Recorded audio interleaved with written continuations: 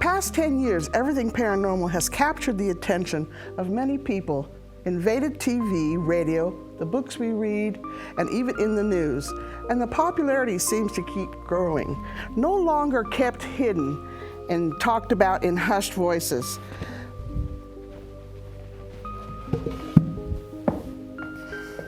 Now people are talking around the proverbial water cooler with incidents that happened years ago or just yesterday.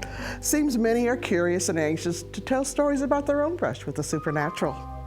My name is Jackie Meador. I'm Director of Central California Paranormal Investigators, and this is my co-host, sensitive healer and Reiki Master of Casa del Curandero and partner, Krista Erickson. Together we are going to be talking about things that go bump in the night and even during the day.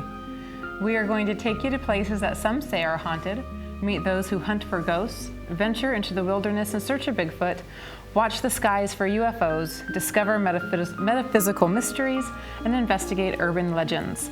Those who are on a journey and committed to researching all manner of the paranormal. We hope you enjoy our special guests and discussions on various paranormal topics. You are watching Paranormal Journeys.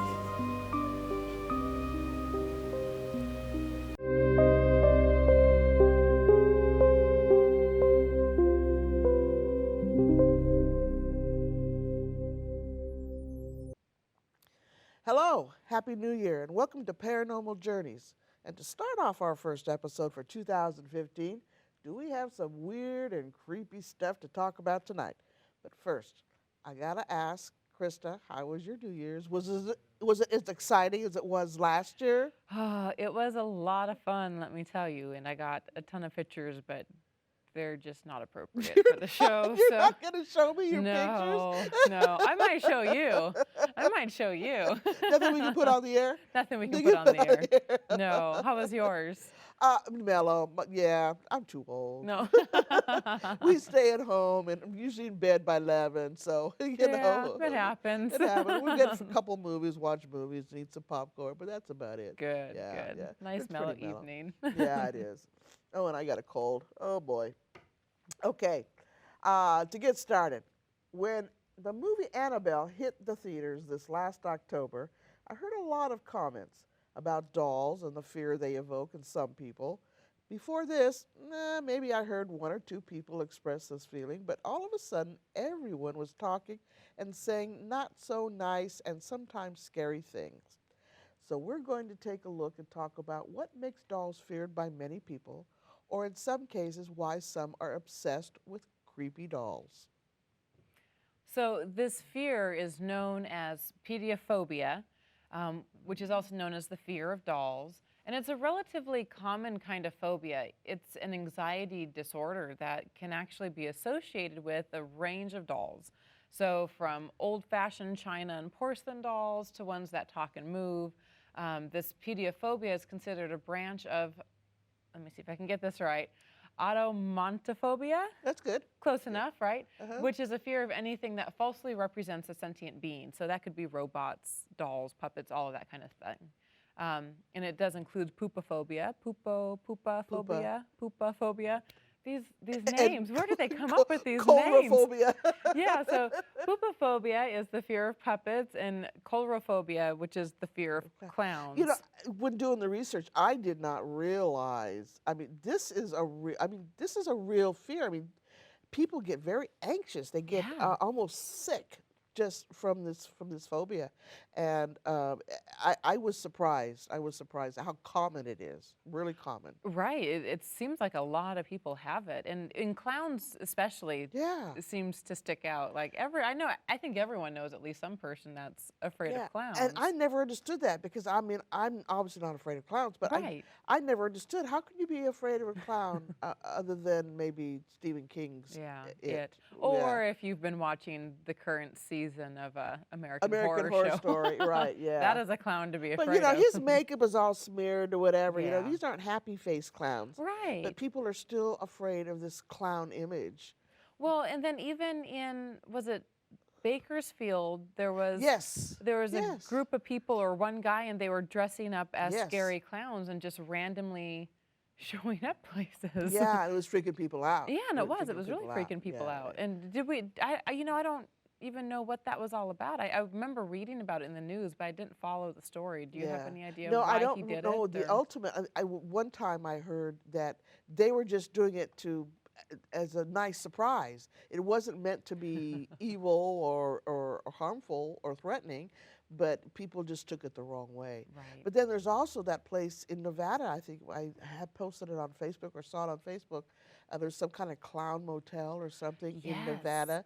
Yes. And there's like a cemetery right next to it. Talk about evil. Talk about creepy. Creepy. That would really be creepy. And this hotel in Nevada, it's like it's all clown motif. Like Right. every room is Right. clown. I mean, Right. and then like you said, the cemetery right across Right. it. No, thank you. Right next to it. And this is Right. an old cemetery right Right. next to it. I don't, I'm not afraid of clowns, but Neither. I wouldn't go there for a Oh, I recreational would. weekend. Oh, I I would. would go for a ghost hunt. Don't get me wrong, but I wouldn't be going on vacation there. Oh, that'd be fun. You should do a road trip. All right, let's do a road trip. All right. Anyway. So this fear of dolls. Let's talk about where it comes from. So there's actually many theories connected to the possibility of how this pediophobia is caused. Some of those reasons include external events. It could be hereditary, as well as just people might have the psychological tendencies and the certain brain chemistry to have and to hold these fears. The most common reason given, however, would be that a traumatic experience in the past has happened that associates dolls to fear and anxiety in that person. But think about it, those dead eyes, Right. the frozen The expression. expressions, they sit in the dark and They just watch you. They watch They you. watch you. And they just don't feel right. I wouldn't say I'm necessarily scared of dolls, but I have seen some creepy dolls. Yeah, You know? I saw some pictures while I was prepping for the show, and I did see some creepy dolls. I mean, really. I mean, if I knew that doll was in the corner and I was trying to sleep and everything was dark, it would definitely give me pause to be concerned. Yeah, absolutely. I'd probably go and turn it around so it's facing the corner rather than facing me. Well, yeah, and then everything's all in shadows, and Yeah. and they're in corners, and and then I think you leave the room and you come back and you're not quite sure that doll's in the same place when you left it. Right. Right, Gets exactly. you thinking. It's like, wait a minute, was that arm up or was it down? Yeah, why is that head turned? Well, and I think that's kind of what this is talking about.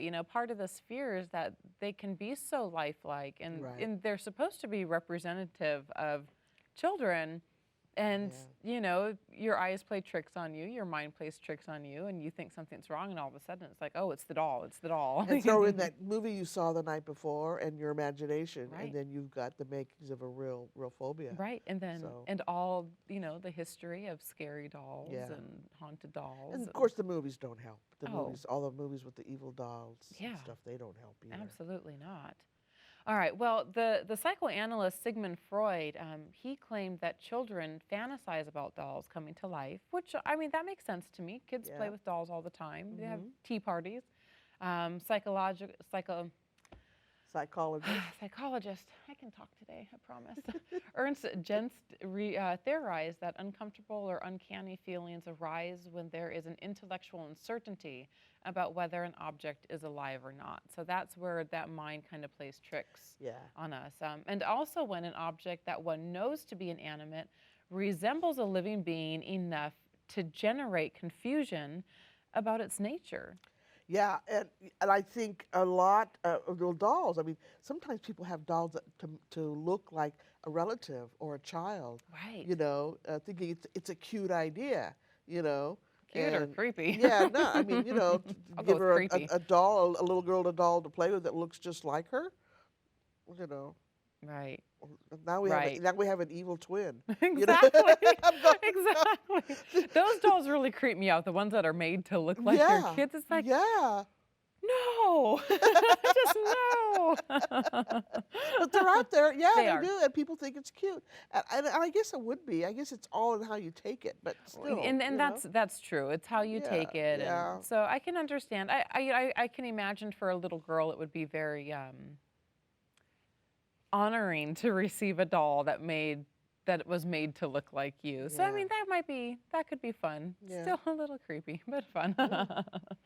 But you know, these fears, these phobias, you know, they can they can really mess with people to the point that they may need to hide every doll that they come in contact with. You know, Right. they see a doll and they need to put it in a different room. Yeah. I mean, it can, Hide it. They need to hide it. right, on Yeah. the Yeah. extreme end of these phobias, Yeah. it can be so severe that they just can't be around dolls and they need to just get rid of it. And at the Right. same time, there's an embarrassment associated with it Right. because, you know, who really wants to admit that What they're grown afraid up? of dolls? Yeah. Yeah, What grown up grown-up? adult really wants to admit that they're afraid of dolls? Right, You know.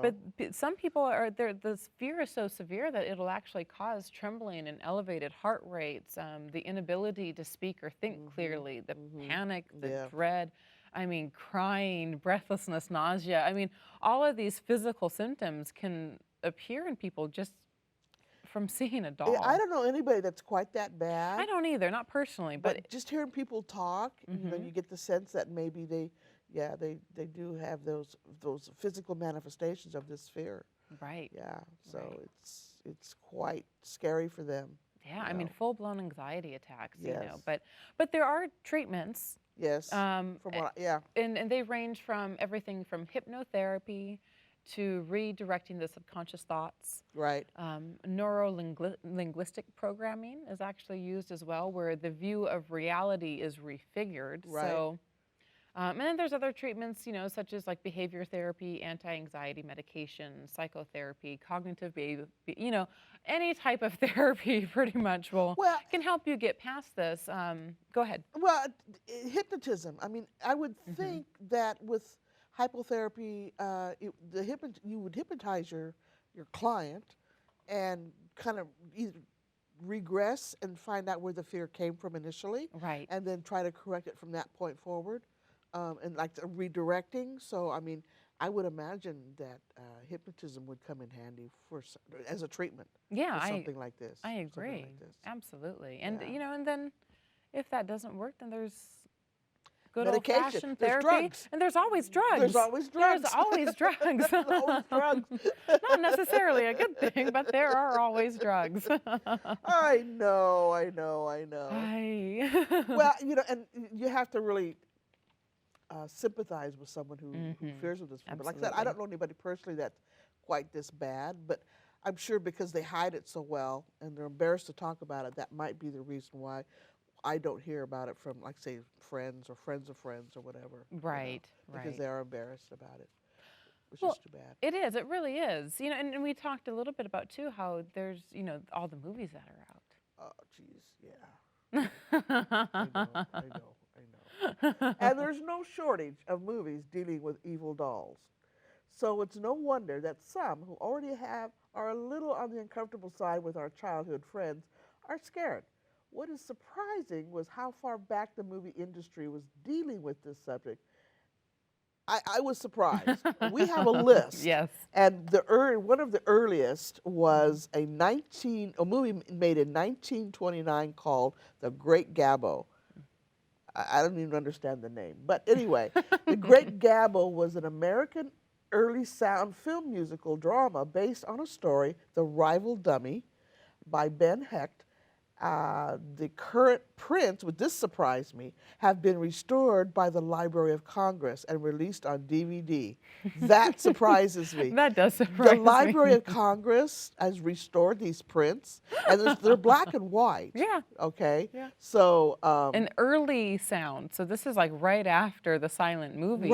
Right. Yeah, Well, and I'm sure that's partly when it why came out. the Yeah. Library of Congress stepped in. But yeah, Wow. Yeah. Wow. So I mean, I kind of would like to see that. I would like to see that. we'll have to have a movie night. Yeah, that sounds good. Yeah.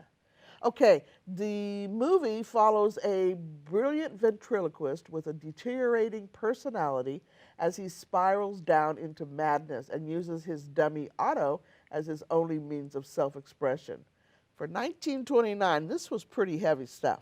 Of course, I've seen this plot a few more times since then, but this was the start. And I think we have a list of other movies with creepy dolls. And my favorite was Small Soldiers, and that was done in 1998. I really liked that movie. Of I course, you never had. saw Oh, that you never. one. You gotta see. We got Barbie dolls, and they are creepy. You know, they are really they're like assassins, and The there's like Barbie dolls yeah, are? yeah, like hundreds of them. Yeah, and, they're mercenaries or assassins or whatever, and I can just vaguely remember it. But yeah, they go after this one kid and Oh. and stuff, and so because you got the good dolls and you got the evil dolls, so it's kind of like a war, and Oh, the wow. families, the human family is caught in between. So it's actually You pretty know fun. what? Maybe I have seen that. I'm sure you did. I I'm probably sure you have. See, did. my favorite were the Chucky series. Yeah. Everyone knows Chucky, right? I mean, this Yeah. was the creepy doll with the red hair. He was the good boy, is that, or what was, it's been so long. But yeah, he was called like the good boy doll or something like that, but he was, Yeah, he was possessed by a homicidal maniac. yeah, he was Yeah. not a good boy. Uh, yeah, the description is the Child's Play movies gave a whole generation of children nightmares, and they're all pretty danged entertaining. We got The Bride of Chucky, The Seed of Chucky, Child's Play 2, The Curse of Chucky. It It goes on and on. I wouldn't be surprised if a lot of people in my generation, if that's where their fear of dolls comes really, from. like, It that's was a creepy movie. was a really creepy movie. Because these started in the early 80s or It mid started in 80s. 1988. Okay, so I guess the late 80s. And Yeah. but those were those were creepy. I mean, that Chucky was just an And also, evil little yeah, guy. as Just far as awful. critiquing it, well, they were also predictable. They were just They very were. predictable. They were. Yeah. They A were. couple of them that I saw here was a 1945 movie called Dead of Night. It's actually involved in a kind of a trilogy of terror type thing. Actually, very good, very good. And that's probably where, as a kid, that's probably one of the ones I saw. So, you got Michael Redgrave. And again, we have the ventriloquist dummy and takes on a personality all of its own. Yeah. And so Redgrave is spectacular, and the dummy is frightening as hell. Oh, I That's can imagine. the description. And then we that's have the official description, huh? yeah, and you have Anthony Hopkins in a 1978 version movie called Magic. That one I know it's pretty far up there on the best movie list of horror movies. Yeah, that's a good one. He did an excellent job. Excellent job. I should say Sir Anthony Hopkins. Sir Anthony, yes, Yeah. he's been knighted. Well, Well, then there's always the Puppet Master movies too. yeah, I did like those. Yeah, too. I did too. They were did like those cheesy. too. They were Well, cheesy. they were all cheesy. They were but but the Puppet Master was good. Yeah. Those were good movies. And then even the Toy Story has its creepy moment. It does, yeah. In the original Toy Story, they have the neighbor kid who's not a very nice little kid, and he Yeah. takes all the dolls from Yes. other kids and his sister, and he puts Mutilates them to them. mutilates them and puts them together in weird ways and kind of creates Yeah. these evil dolls. They end up not being evil in the But they end. just looked it. They just looked evil. But yeah. Yeah, and a couple others too. Of course, they mentioned The Conjuring with the doll Annabelle, which The new one, yeah, which I've seen, and it was I liked the plot, I liked the storyline. It actually had a subplot, so I liked the storyline. But I mean, it was predictable. It was predictable. Annabelle? Yeah, it was predictable. And then the last is Tobe Hooper's Poltergeist, 1982. Well, and Annabelle. The clown.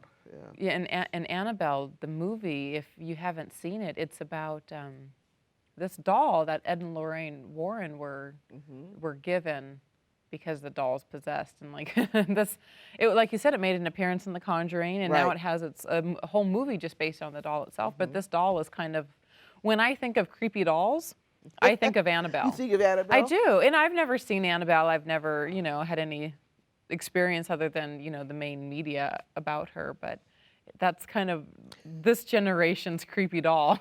Yeah. Well, and there are a whole bunch, and you can rent all these on DVD now and on demand and stuff. So, or go rent them from the DVD store. But yeah, Yeah. All right, well, I think that's about it in the movies. Yes. There's so many of them out there, but let's talk about in real life. So, like Annabelle, they're tucked away in museums, attics, antique stores, and the dark corners of your childhood basement, waiting to chase you up the stairs after you turn the lights out. And let me tell you, you've probably already heard of Fort East Martello Museum's Robert the Doll, and even The Conjuring's infamous Annabelle that we just right. talked We just about. talked about it. And that's at the Warren Occult Museum. But have you heard about Mandy the doll? Now, this is a new one for me. Mandy the doll is Canada's most haunted antique doll who has been terrorizing the Quesnel and District Museum, where she's been on display since 1991. The antique doll was already 91 years old when she was given to the museum from an unnamed donor, of course, and a donor who couldn't handle having Mandy in her house anymore because Mandy was doing some very, very strange things. Naughty things. A lot of naughty things. So let's talk about Mandy. And apparently the owner would be woken up by a baby crying when there were no babies in the house. And it got louder and louder and louder and more annoying and insistent. And so she ended up, that's what happened. She ended up giving this, doll to the museum thinking that's where it came from. And once she did, the crying stopped. Yeah. So obviously she was right. But then once it got into the museum, it's like pretty much all hell broke loose. I mean, the staff, the guests, everybody were experiencing strange stuff. I think one of the things here was lunches would disappear out of the fridge. Yeah, which I thought was funny. Yes. I would probably just blame a bad coworker on that one. Well, then they were found later in drawers. Which is even weirder. Which is even weirder, I know. A doll that steals your lunches and throws it in the cupboard. Pens, pictures, books, and display items began disappearing without a trace, many of which have yet to be found. Yeah. So Mandy is, people would come and visit, and they would stare at her, and she's got a cracked head, and I think parts of her face are missing, or big chunks or whatever like that. I think we have a picture. Did we show the picture yet? Yep. It did change it? Okay. And rumor has it that she should not be placed with the other dolls because she would harm them. Right, and I found that to be interesting. Like, how did they come to that conclusion? Was she with the other dolls and they started seeing extra wear and tear? Were the other dolls dying? Right. Were they having to go to the emergency room because they had cut off arms and legs? Right, it's like, okay, how did they come to that conclusion?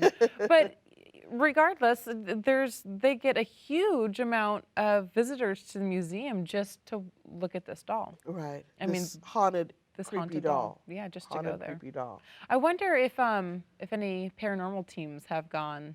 That's a good question. I don't know. I didn't see anything about it. I didn't either. Research I saw didn't see anything either. So. Yeah. But yeah, that would be a good question. But then, how would you just have to kind of just sit there and watch it all night long? Maybe. Or maybe even just putting a camera on it all night long, or doing an EVP session, or I mean, there's ways that I think you could investigate a haunted object. I don't know. Well, in 1999, the museum and Mandy were both featured in a book called Supernatural Stories Around British Columbia. And then people began visiting the museum to see the strange little doll. Then new guests began having their own bizarre experiences. Batteries are drained completely in the presence of the doll. Yeah. And one guest even claims that Mandy caused the light on her camera to go on and off every 5 seconds. Mandy's eyes would follow you around the room, and even says that she blinked when you're not looking. She's been known to move around and on her own into different display cases. Interesting. Yeah, she draws loads. Well, go ahead. How do you know it's blinking when you're not looking if you're not looking? Good question. I know. I hate to be skeptical on these things. I'm just reading what it says there. But who did this? Sometimes though, you read these claims, and you have to use a certain level of discernment. But it's like, really, how can you say she blinks when you're not looking? Because if you're not looking, you don't know she's blinking. Let me see. Mandy's eyes follow them around the room, and some even say she blinked at you when you're not looking. But you're right. How would you know she's blinking if you're not looking at her? Right. Right. It's just, it is what it is. But but it's an attraction. It is. Right. It's become an attraction. I think people are fascinated. Absolutely. People are just fascinated. Absolutely. Yeah. Let's see. And then the Mandy the doll draws loads of curious visitors to the museum every year, and they want to see for themselves. And she's currently on display along with 30,000 other items at the museum and the archives. It's hoped that she doesn't follow you home. Right. So if you ever make it to Canada. Yeah. Might be. British Columbia, I think. British Columbia, yeah. Yeah, okay, then it might be a good place to stop, have a look. Tell us what you think. Really, right in. Don't bring Aunt Mandy home with Yeah, you. don't bring her home, please. Just in case, because you never know. All right, and then just when you think it's safe and all the creepy dolls are locked away in museums, we have the new baby boom. Reborn baby dolls. Now this scares me. Me too. Look at that. I know that for certain people they serve a purpose, but this makes me really uncomfortable. I mean, there are news stories of law enforcement mistaking these dolls for real babies. They look that real. This is really scary. And it's very little out there that scares me anymore. But that was scary. Those dolls, no, I completely agree. They creep me out more than like the antique porcelain dolls. Oh yeah. I mean these Yeah. they're called real dolls. Yeah.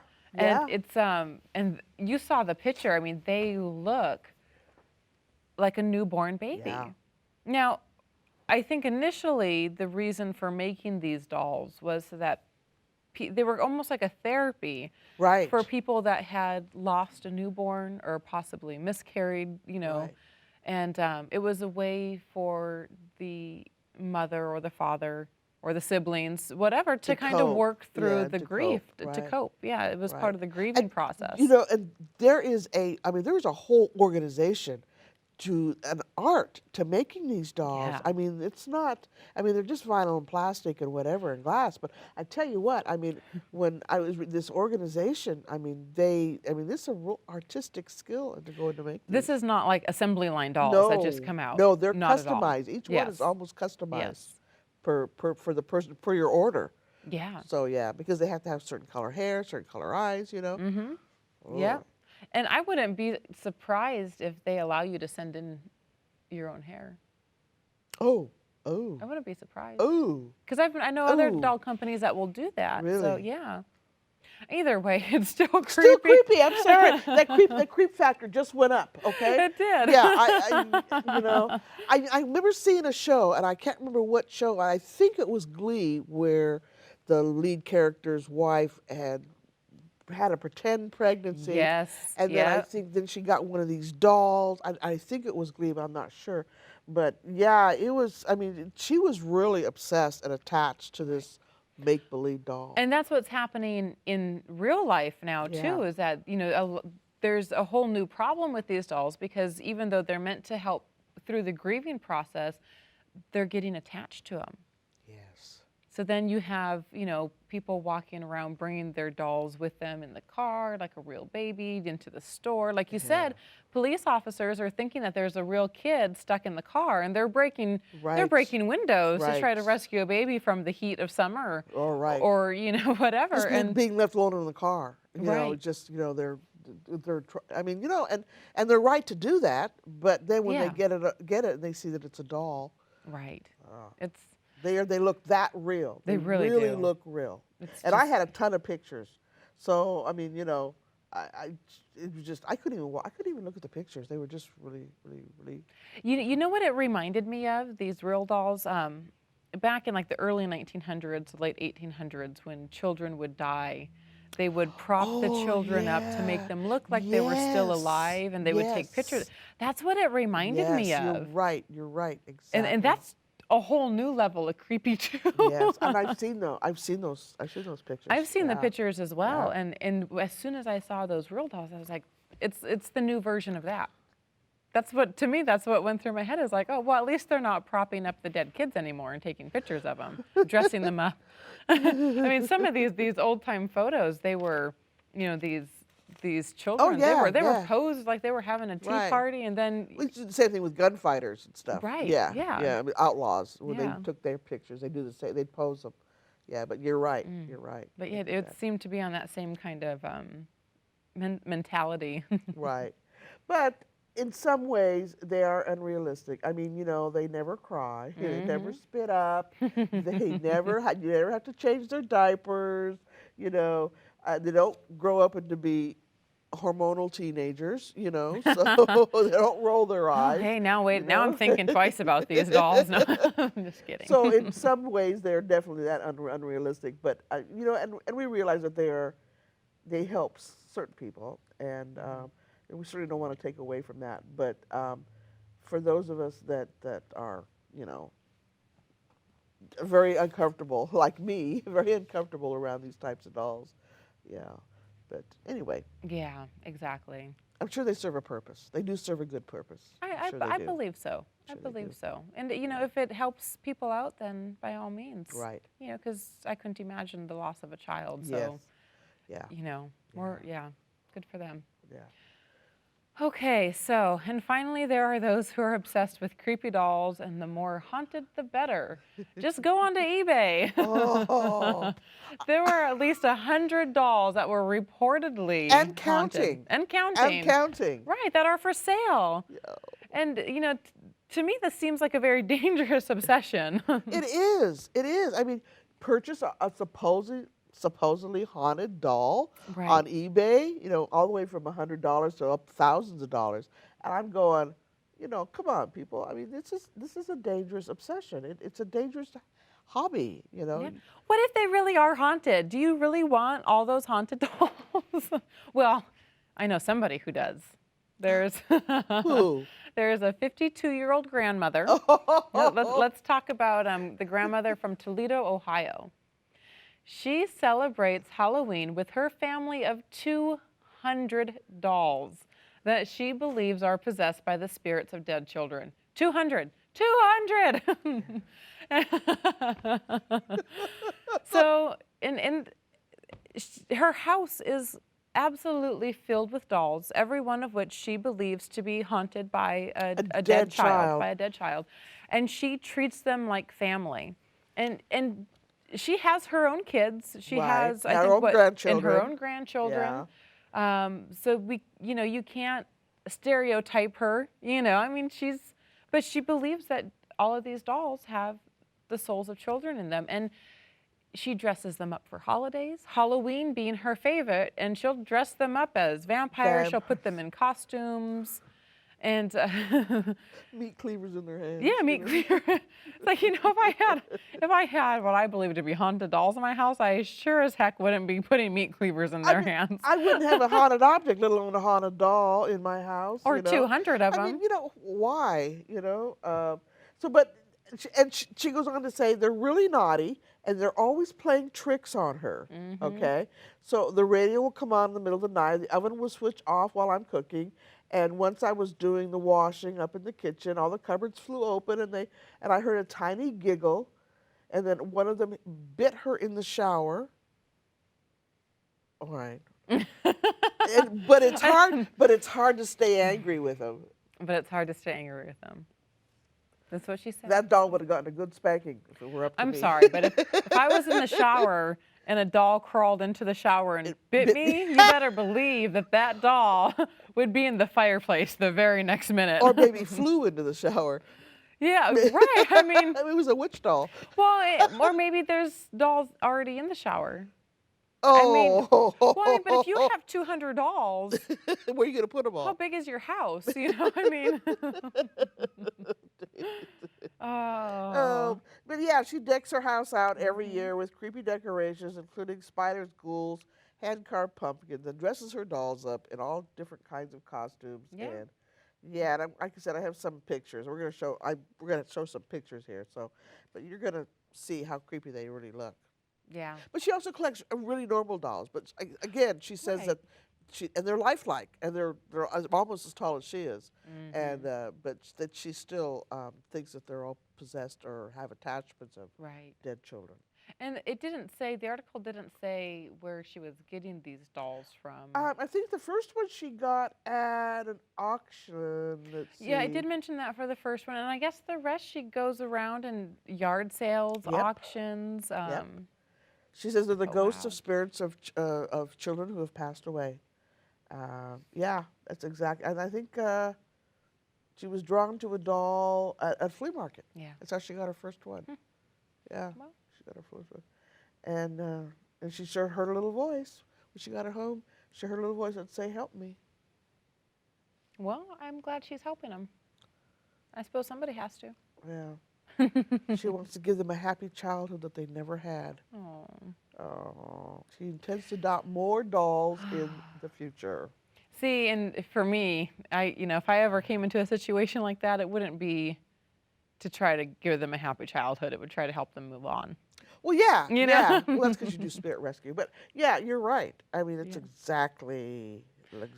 See, but and to me that just seems like the natural progression. If you really care about these spirits, if you really care about these souls, why are you maintaining their illusion of life instead of helping them to cross over? Right. Well, I have a little different take. I don't think we can judge. I think that they're here for a reason. I think that until they resolve whatever reason or whatever issues they have. And I agree with that. Yeah, that they shouldn't move on. But at the same time, are you perpetuating the problem if you're pretending like they're still alive? Well, that's true. That's true. I understand what you're saying. Yeah, it's one of those situations where it's like, okay, well, what's best if there really are spirits involved? What's best for the spirit? So, but yeah. But then again, there's always people out there that just, they purposefully tell people, don't send the spirits away. Yeah, that's because they usually have a restaurant or a hotel that they want to make sure that they could advertise it as a haunted site. Right, and they get people coming in to do their thing. Yeah. Exactly. Yeah. So. Anyway, so what else we could, Oh. Well, and for our viewers, in episode 11, right, we actually did a small segment on the Islas de las Muñecas, which is the island of the dolls near Mexico City. Right. And that I actually got to visit. I know. I'm so jealous. I know. And we won't talk about it a lot here because we've already did it. So if you want to see it, go check out episode 11. But it was a whole island of dolls that were hanging from trees because they were being put there to appease the spirits of a little girl. But then the dolls started to kind of take on their own presence and be little tricksters. The caretaker of the island, Antonio, he says that they talk and they move around at night. Right. That's what he says. He's seen them, he says. Yeah. Yeah. So it definitely is a haunted island. Now that was started by his uncle, I think 50 years ago or so. But imagine 50 years from now, after it's been there for 100 years, and imagine all the urban legends that are going to come out of that, and all the myths. And I hope to go back in another 50 years. That'd be quite the trip. Yeah, well, I'll be dead, but okay. Maybe go sooner. A little sooner. Can we go a little sooner we'll go a little sooner. Maybe a couple years from now. Yeah. In fact, 50 years. I don't know if I'll be able. If I'll be very mobile either. So maybe 30, 20, 30. Yeah. Okay. Anyway. Let's see. We've got 18 minutes left. Well, we still got one more thing on the creepy doll list. Right, but let's do that. Let's show that. Okay. Let's show that. Okay. We've got a little video. I found a little video here. It's a music video, and it's to an original song by Jeffrey Colton, and it's called Creepy Dolls. And I ran across it a few months ago, and I thought, well, this is really cool. So I saved it anyway. We have permission to play it. And then Mr. John Inc. created a music video to his song. So we're going to show that. Can we show that? Can we take a look at that right now?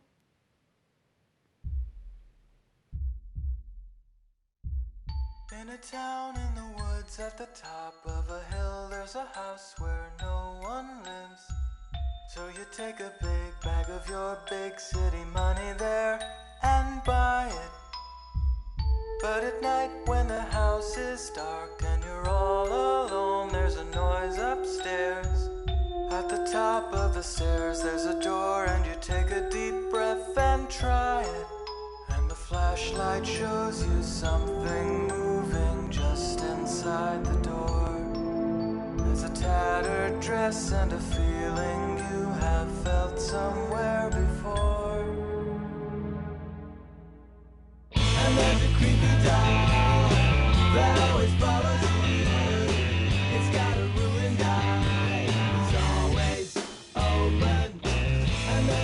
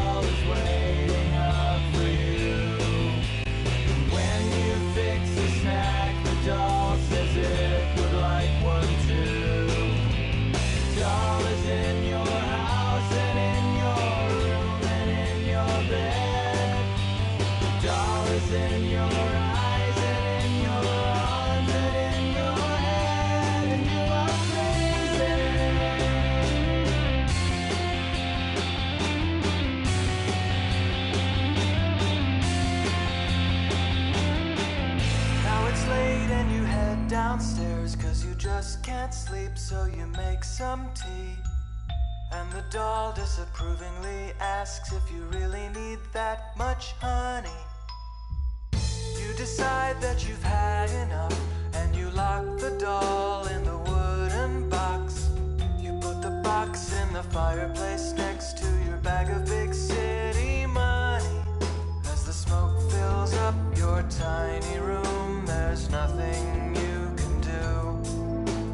Far too late, you see the one inside the box is you. And there's a creepy doll that always follows you. It's got a ruined eye, it's always open. And there's a creepy doll that always follows you. It's got a pretty mouth to swallow you whole.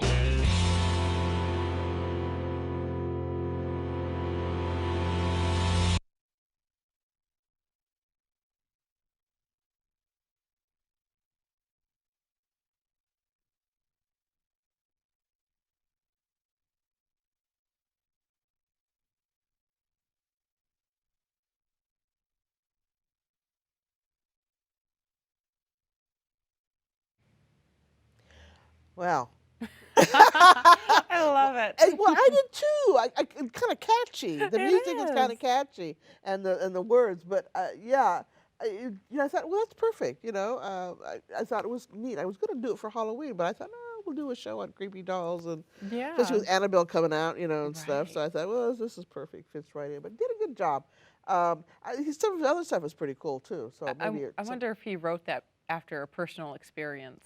Good question. I don't know. I don't know. We'll have but to ask him. interesting enough, his copyright is a Creative Commons license, which allows reuse by other people, even commercially. Oh, okay. Yeah. So I mean, he wrote this song, and though everybody has been doing music videos or doing other videos to his music. So Oh, cool. yeah. So it's really nice of him to do that. So, Yeah, it is. yeah. That was a fun way to wrap up our creepy doll Creepy doll. discussion.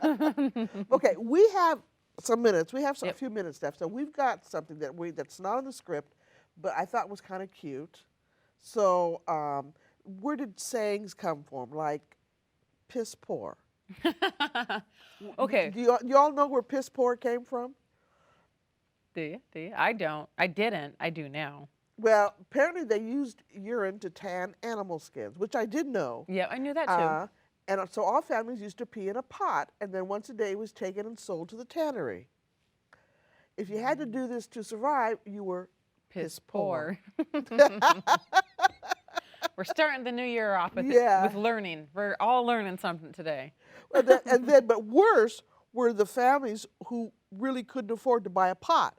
So they didn't have a pot to piss in or a window to throw it out of, and were the lowest of the low. Wow. That's pretty bad. That is when pretty you don't bad. have a pot to piss And in. you don't have a pot to piss in. Yeah, that is pretty bad.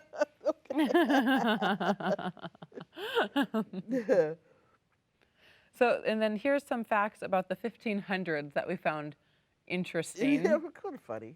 It's funny. So, most people got married in June because that's when they took their yearly bath.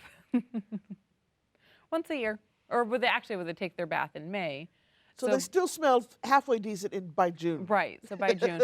And from what I understand, that's also why brides carried bouquets. Oh. Same exact reason, because you got to cover up the funk.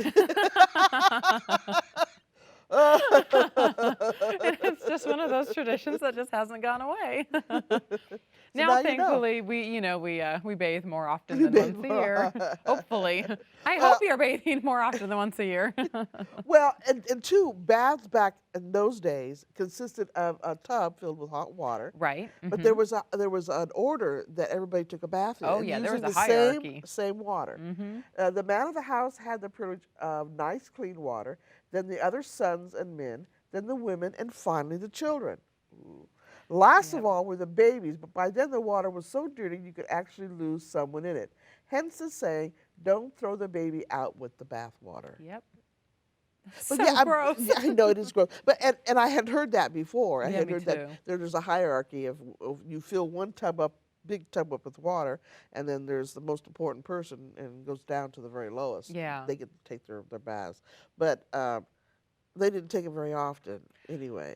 And I can imagine why. I mean, I'd rather go in take a bath on a cold creek. Well, why wouldn't you just go take a bath in a cold creek? I mean, anyway. Yeah, I guess if it was frozen over, it might be difficult.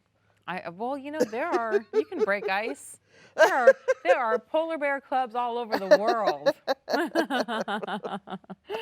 All right. So houses had thatched roofs, which is just thick straw that's piled up high. Right. With no wood underneath. It was the only place for animals to get warm, so all the cats and other small animals, such as mice and bugs, they would live in the roof. And when it rained and it became slippery, well, they would slip and they'd fall off, and that's where we get the term, it's raining cats and dogs. I don't know how the dogs got on the roof. I don't know if I believe that one. But I don't know if I believe that one. That one sounds just too far-fetched. Don't you think? Don't you think? You know, I don't know. I guess I don't know enough about 1500s housing developments to know what kind of roofs they had. Well, I can imagine cats getting up there and bugs and mice, Right. but not dogs. Oh, not dogs, no. So raining cats and dogs? Maybe the dogs got added later. I don't know. Maybe the saying is originally it's raining cats and mice. Somebody thought dogs sounded better. Who knows? Okay, but there was nothing to stop things from falling into the house. Apparently, this posed a real threat, and problem in the bedroom where the bugs and other droppings could mess up your nice, clean bed. Hence, a bed with big posts and a sheet hung over the top afforded some protection. Hence, canopy beds.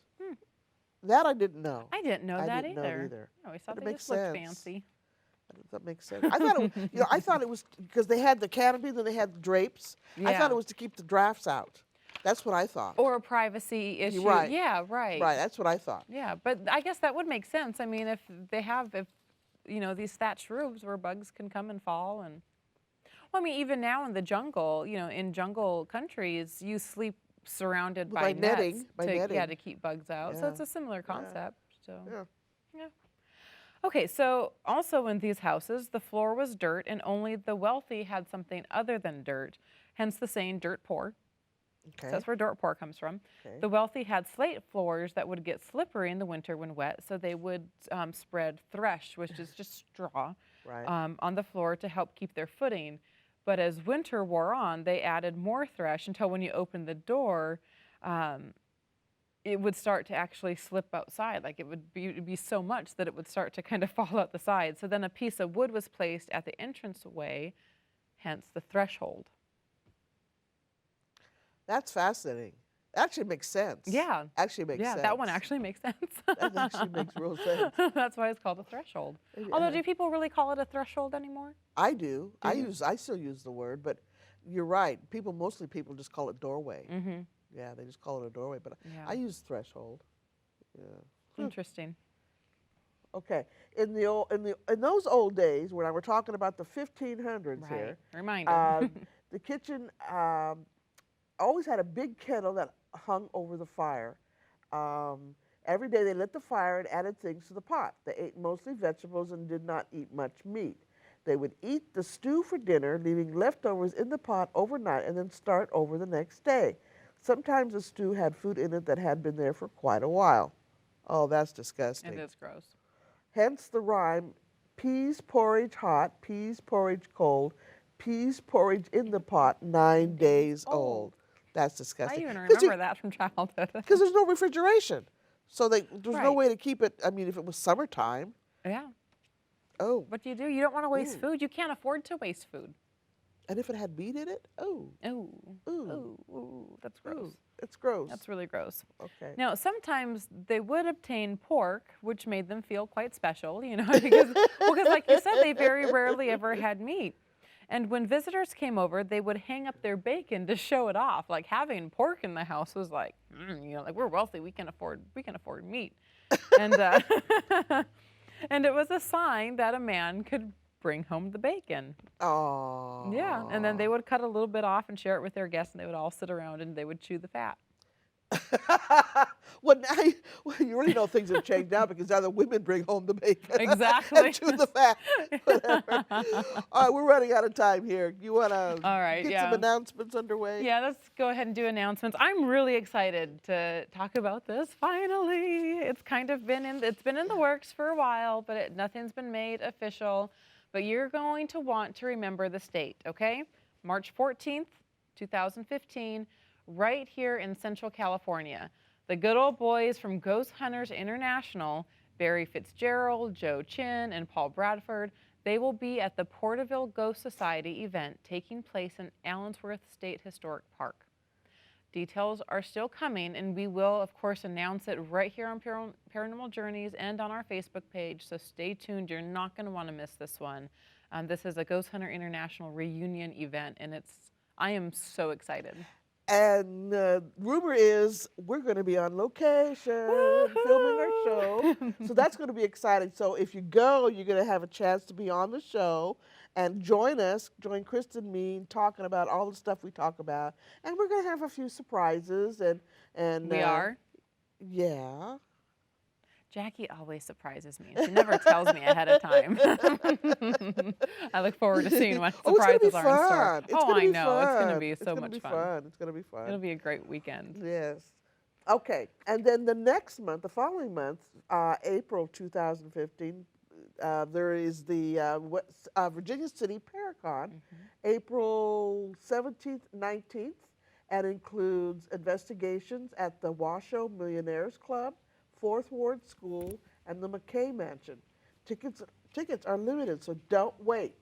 Check it out now at www.scarequest.com. Yeah, I'd like to go to that. And I've been to the Fourth Ward School, I've been to the Washoe Club, but I haven't ever been to the McKay Mansion, so that would be interesting for me.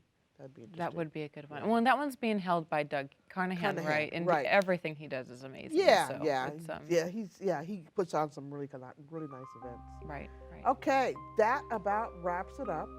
And if you want to see what CCPI is up to, check the website and calendar at www.ccpifresno.org. And if you want to see what I'm up to, check out casadelcorandero.com. We're hosting free discussion circles the first and third Monday of every month. They're actually being held at New Thought Community. You can get more details on our website or on our Facebook page, so check us out. But we will see you back for our next show when we talk about more paranormal topics on the last Wednesday of each month. Same time, same channel. We hope that you've enjoyed our show tonight, and if you have any questions or comments, please contact us at paranormaljourneys1@gmail.com. Or on Facebook, you can give us comments there too. And if you like what you've seen so far, go to our Facebook page, give us a like, see what's coming up next, watch our past shows, and we hope to hear from you. We really do enjoy getting feedback, so thank you all for that. And for tonight, take care. And be safe.